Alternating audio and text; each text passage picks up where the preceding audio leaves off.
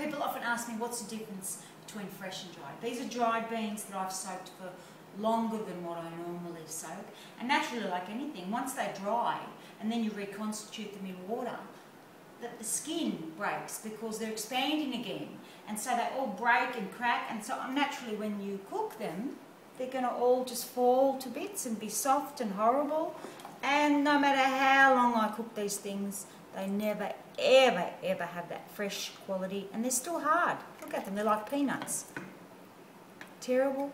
They go horrible colour. They get that rusty look. They break, they crack. So of course these ones are going to cook quicker than the whole ones. So naturally they're just going to turn to mush. And look, see how the skin cracks? Because naturally once they're rehydrated with moisture, they expand and the skin breaks, and it's the skin that keeps them moist and soft and delicious. Now, this is what happens with dried beans. God only knows what that is, but this is what comes out of the dried bean once you put it with heat. It's foam. God only knows. Now look at this. These are my fresh beans. My fresh beans. So is there any foam there? Nothing. No foam. Look at this. That's dried beans. God only knows what that is. Look, it's got to be something bad coming out of the dried bean. It's got to be. Continuing on the process of the taste testing, and these are my dried beans, which have been cooking for exactly 10 minutes. These are my fresh beans, which have been cooking for 10 minutes. Exactly the same process, exactly the same ingredients. After 10 minutes, this is what the dried beans look like.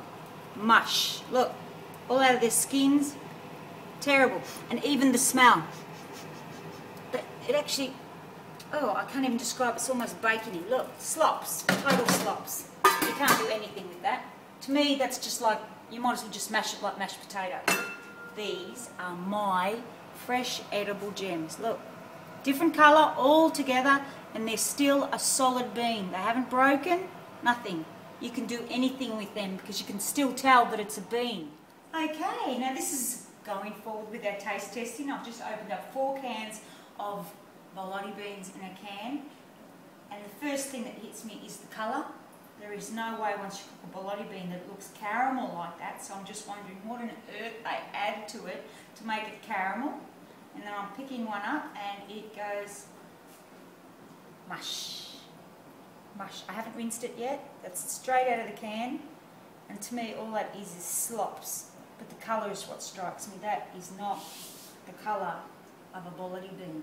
And as you know, once you cook a Borlotti bean, it changes colour. It loses that beautiful, gorgeous, gem-like quality that it looks like, and it just turns more of a mushroomy sort of colour. It certainly doesn't go caramel. So as far as I know, they could be any type of bean. You just do not know.